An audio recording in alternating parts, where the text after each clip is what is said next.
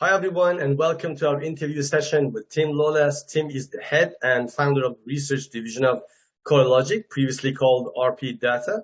We know when it comes to property data, Corelogic is an absolutely unrivaled guru. Tim is a household name in the sector, and undoubtedly, a lot of our followers will be excited to get his insights. Let's say hi to Tim. Tim, thanks so much for your time. G'day, Shapur, and thank you for inviting me along, mate. It's great to be able to engage with the Persian community through your channel. An element that shapes the supply-demand equation to a large extent is consumer confidence. In a world inundated with uncertainty both globally and locally due to the Russia's invasion of Ukraine, imminent rising inflation related to supply chain bottleneck and rising oil prices, recent floods, property cycles turning point, and sluggish wage growth, what can be inferred from data related to consumer confidence now, Tim? Well, consumer confidence is really important for housing markets. We talked about it a little bit earlier on in the interview. And just to reiterate that, if you look at there's a couple of really, I suppose, high-profile consumer sentiment measures in Australia. You've got a weekly measure from ANZ and Roy Morgan, and you've got a monthly measure from Westpac and the Melbourne Institute. They both tend to show the same trend. One's a bit more high frequency, and the monthly measure goes into a bit more detail. Probably not too surprisingly, we've seen these measures peak or move through a recent peak at around about April of last year. And that period actually coincides with the peak rate of growth in housing values as well. And as sentiment has gradually reduced, we've also seen the rate of housing growth reduce. We started to see more recently less market activity. Markets like Sydney and Melbourne have seen a reduction in market activity through the March quarter compared to a year ago as well. So sentiment is really important. And as you said, Shapur, there are so many things that flow into sentiment. It's kind of like the aggregation of what's happening in labor markets, what's happening with interest rates, what's happening with household finances, what's happening with credit trends, all in one index that measures how consumers are feeling, right? So remember, buying a home in Australia, you're generally looking at least, say, $500,000, more like $1 million if you're buying into Sydney, or about $700,000 if you're buying into Brisbane to purchase a home. It's a really big decision. You need to be confident about your own finances and your ability to service your debt before you're going to make a decision like that. So the fact that we're seeing consumer sentiment now on a pretty steep downwards trajectory is bad news for housing activity. It does suggest to me that we'll continue to see this softening trend across the housing market, probably less activity. But for buyers, that's good news. It means there's going to be less competition in the market. We're seeing listing numbers starting to rise now as there's less competition, and also more vendors taking advantage of the strong growth they've seen and probably looking to sell as the market softens.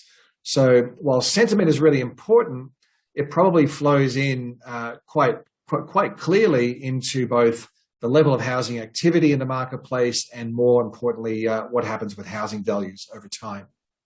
Tim, back to the question of affordability. I know articles are being written, have always been written, speeches have always been made, but is anyone ever practically concerned and planning to do anything about the affordability issue in Australia? Well, the flip side of the recent boom, the property boom that we just experienced, was worsening the affordability issue. Is there a magic bullet for this escalating problem at state or federal government levels, or even local councils? I mean, does anyone have a quick solution for affordability issue in Australia? Well, there's a few things being done, but probably not enough. And I agree with you. This has been talked about a lot by the government, by industry, by consumers, and nothing really seems to happen, at least anything meaningful. So what we generally see from, say, the federal government is addressing affordability by helping more people get into the marketplace. We talked about the first home buyers deposit guarantee, for example. That helps first home buyers get into the market by saving less of a deposit and not having to fund lenders' mortgage insurance.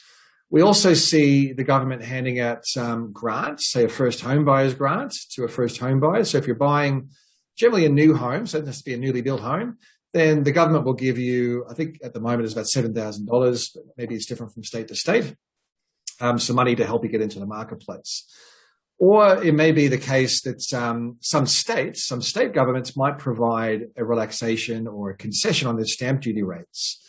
These are all measures that help to get more buyers into the market.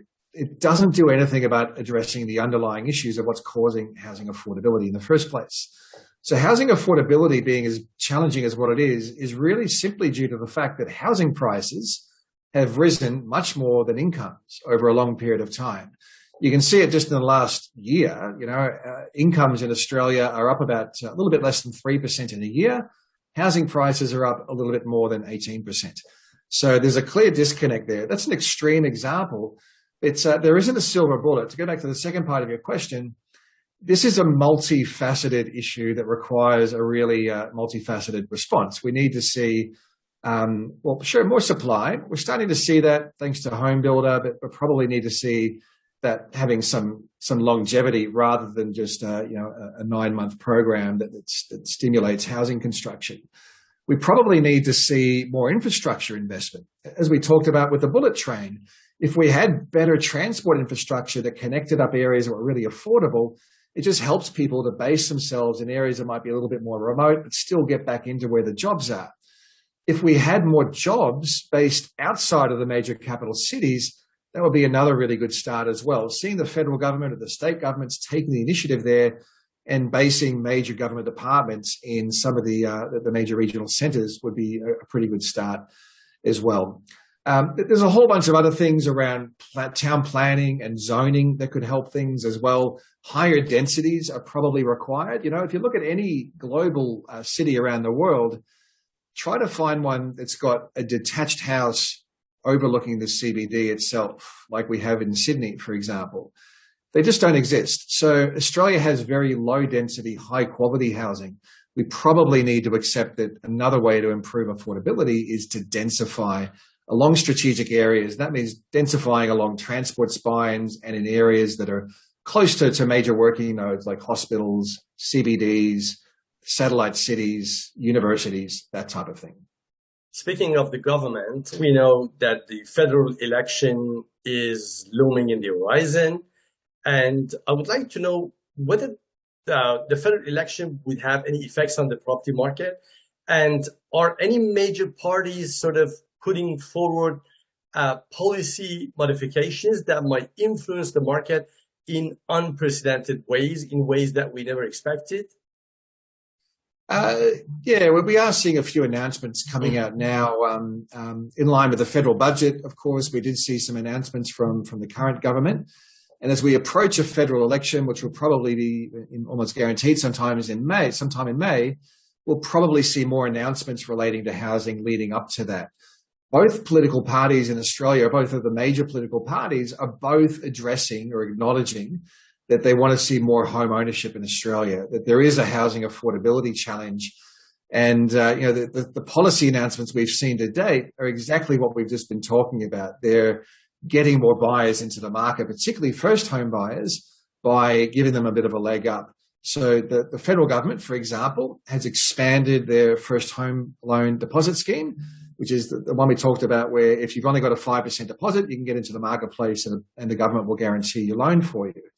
That's expanded out from initially 10,000 spaces to become 50,000 spaces under the current federal government. We've also seen some announcements around providing more of those spaces into regional markets and being quite flexible around the pricing caps, so that the home value caps that these schemes can be used for.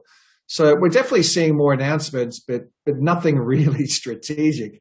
They still seem to be very much putting a bit of a Band-Aid over the issue rather than actually addressing housing affordability. But hopefully, as we get closer to the election, we do see some more strategic announcements.